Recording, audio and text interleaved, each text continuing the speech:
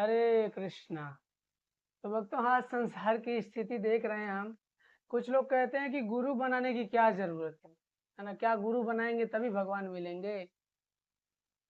चतुर्मत तत्वपद मतलब अलग अलग मत, मुंडे मुंडे मति भिन्ना, अलग अलग प्रकार के लोग इस संसार में आज विराजमान हैं और कुछ भी बोलते रहते हैं। गुरु बनाने की क्या जरूरत है, गुरु नहीं बनाएंगे तो कल्याण नहीं होगा क्या? निश्चित। और बनाना है तो कैसे गुरु को स्वीकार करना है, श्रीमद् भगवत गीता में भगवान ने स्वयं बताया। जो आदि गुरु है, परम गुरु है, वही कृष्ण भगवत गीता के चौथे अध्याय के 34 नंबर श्लोक में बता रहे हैं। तद्विद्धि प्रणिपातेन परिप्रश्नेन सेवया उपदेक्षन्ति ते ज्ञानम ज्ञानिनाम तत्वदर्शिनः। भगवान अर्जुन को कह रहे हैं, हे अर्जुन, तुम गुरु के पास जाकर सत्य को जानने का प्रयास करो, उनसे विनीत होकर जिज्ञासा करो और उनकी सेवा करो। स्वरूप सिद्ध व्यक्ति तुम्हें ज्ञान प्रदान कर सकते हैं क्योंकि उन्होंने सत्य का दर्शन किया है।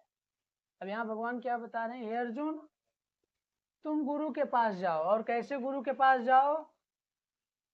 जो सत्य जानते हैं।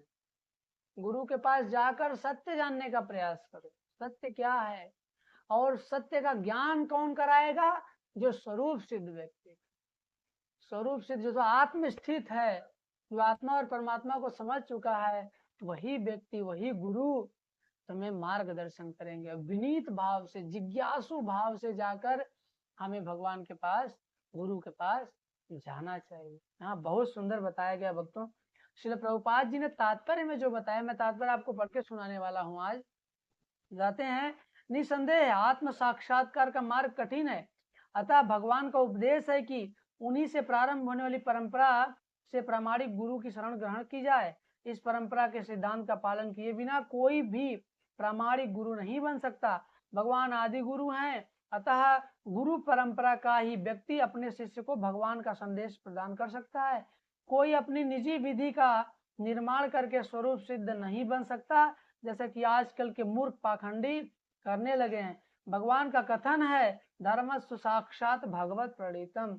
धर्म पद का निर्माण स्वयं भगवान करते हैं, अतएव मनोधर्म का शुष्क तर्क से सही पद प्राप्त नहीं हो सकता। ना ही ज्ञान ग्रंथों के स्वतंत्र अध्ययन से ही कोई आध्यात्मिक जीवन में उन्नति कर सकता है। ज्ञान प्राप्ति के लिए उसे प्रामाणिक गुरु की शरण में जाना ही होगा। ऐसे गुरु को पूर्ण समर्पण करके ही स्वीकार करना चाहिए और अहंकार रहित होकर दास की भांति गुरु की सेवा करनी चाहिए। स्वरूप सिद्ध गुरु की प्रसन्नता ही आध्यात्मिक जीवन की प्रगति का रहस्य है। जिज्ञासा और विनीत भाव के मेल से आध्यात्मिक ज्ञान प्राप्त होता है। बिना विनीत भाव का सेवा के विद्वान गुरु से की गई जिज्ञासाएं प्रभावपूर्ण नहीं होती। शिष्य को गुरु परीक्षा में उत्तीर्ण होना चाहिए और जब गुरु शिष्य में वास्तविक इच्छा देखता है तो स्वतः ही शिष्य को आध्यात्मिक ज्ञान का आशीर्वाद देता है। इस श्लोक में अंधानुगमन का निरर्थक जिज्ञासा, इन दोनों की भर्त्सना की गई है। शिष्य न केवल गुरु से विनीत होकर सुने, अपितु विनीत भाव से सेवा की जिज्ञासा द्वारा गुरु से स्पष्ट ज्ञान प्राप्त करे। प्रामाणिक गुरु स्वभाव से शिष्य के प्रति दयालु होता है, अतः यदि शिष्य विनीत हो और सेवा में तत्पर हो रहे तो ज्ञान और जिज्ञासा का विनिमय पूर्ण हो जाता है। हरे कृष्ण। बहुत सुंदर। अब यहाँ श्रील प्रभुपाद जी हमें बहुत सुंदर बता रहे हैं कि हमें भगवान से प्रारंभ होने वाली गुरु परंपरा में ही जाना है। भगवान से अगर जो परंपरा प्रारंभ नहीं है उसमें हमें जाने की आवश्यकता नहीं। और जाना भी हो तो कैसे? विनीत भाव, बिल्कुल विनम्र सेवा के भाव से जाना है और जिज्ञासा करना है, अथा तो ब्रह्म जिज्ञासा, भगवान के बारे में जिज्ञासा करना है। और जब गुरु, जो स्वरूप सिद्ध गुरु हैं, अगर वो समझ गए हमारे भाव को, हमारे मनोभाव को, हमारे सेवा वृत्ति को, तो निश्चित वो हमें ऐसा वरदान देंगे जिससे हम सत्य को समझ पाएंगे, सत्य को देख पाएंगे, सत्य को जानने की क्षमता डेवलप कर पाएंगे अपने जीवन में। इसीलिए भक्तों, हमें कभी भी अरे गहरे गुरु के पास जाने की आवश्यकता नहीं है।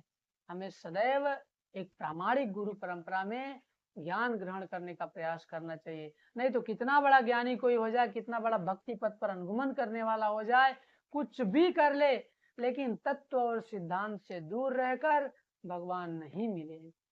इसलिए प्रामाणिक गुरु परंपरा में जाएं और गुरु का शरण ग्रहण करें, दीक्षा ग्रहण करें और उसके उपरांत भगवान की सेवा करें, गुरु की सेवा करें। निश्चित भगवान कृपा करेंगे और गुरु की कृपा से भगवत प्राप्ति संभव हो जाएगी। हरे कृष्ण।